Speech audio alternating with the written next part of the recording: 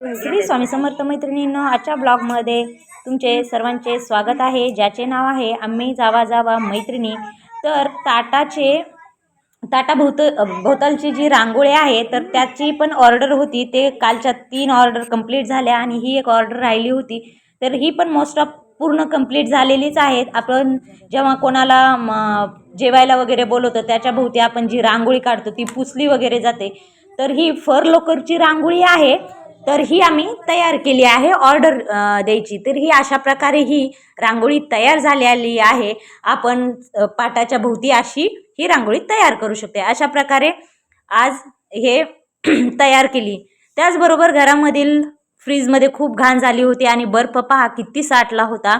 मग ते काढला आणि हे फ्रीज थोडंसं स्वच्छ करून घेतलं. आज मार्केटमध्ये गेलो होतो, थोडे कणस वगैरे आणले होते, भाजीपाला आणला होता. 8 दिवस झालते भाजीपाला वगैरे राहिले होते. खूप महाग झालेला आहे भाजीपाला, पालक वगैरे खूपच. आणि कोथिंबीर तर सांगू शकत नाही, आमच्या इकडे 60 रुपयाला कोथिंबीर भेटत आहे. तुमच्याकडे कितीला भेटते नक्की कॉमेंट्समध्ये नक्की सांगा. खूप महागे झालं आहे आता भाजीपाला. अशा प्रकारे आज आम्ही भाजीपाला घ्यायला गेलो होतो आणि मग भाजीपाला आणला. मेथी पण खूप 15 रुपयाला 2च जुड्या ह्या आणल्यात. आणि मिरची पण खूप मागे होती, काहीतरी 15 रुपये पावशर, 20 रुपये पावशर सॉरी. आणि सर्व भाजीपाला खूप मागे झाला आहे.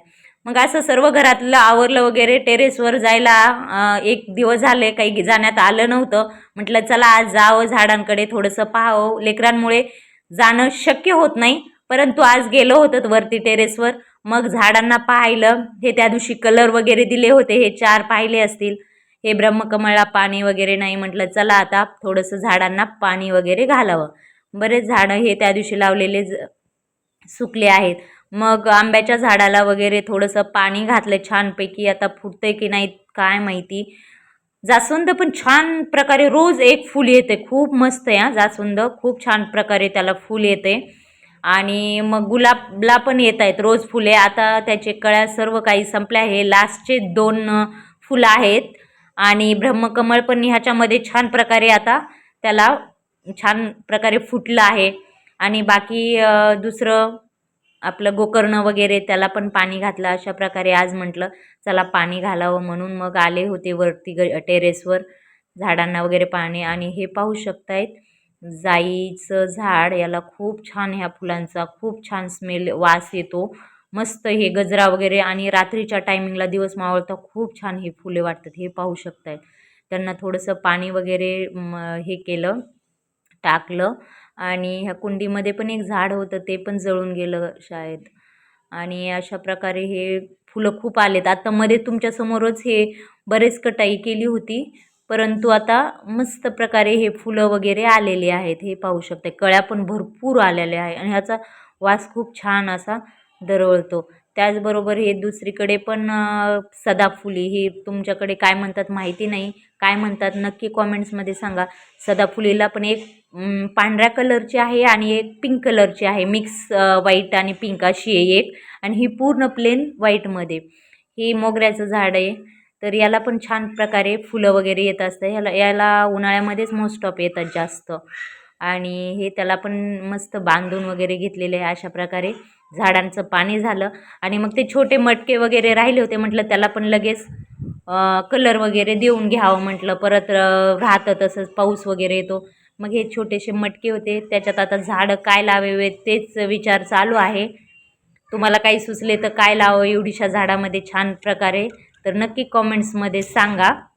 अशा प्रकारे हे बघा, हा 2 नंबरचं मटका आहे. याला पण छान प्रकारे म्हटलं चला कलरिंग वगैरे करावे. आता हे थोडंसं वाळल्यानंतर, आता सध्या वेळ भेटत नाही आहे, तर हे वाळल्यानंतर वगैरे याच्यावर म्हटलं छानपैकी डिझाईन वगैरे काढावी.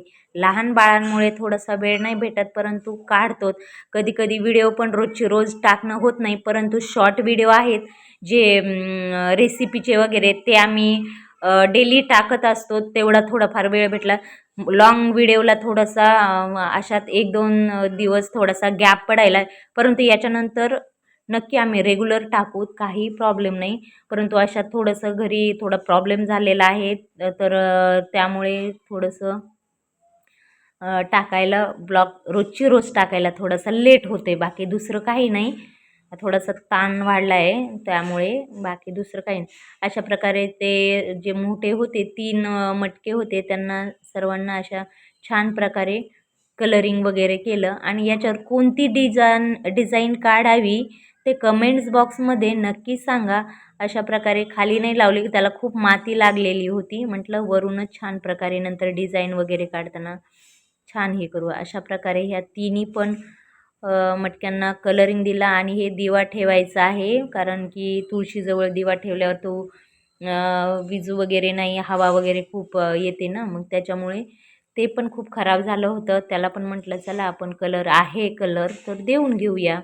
मग अशा प्रकारे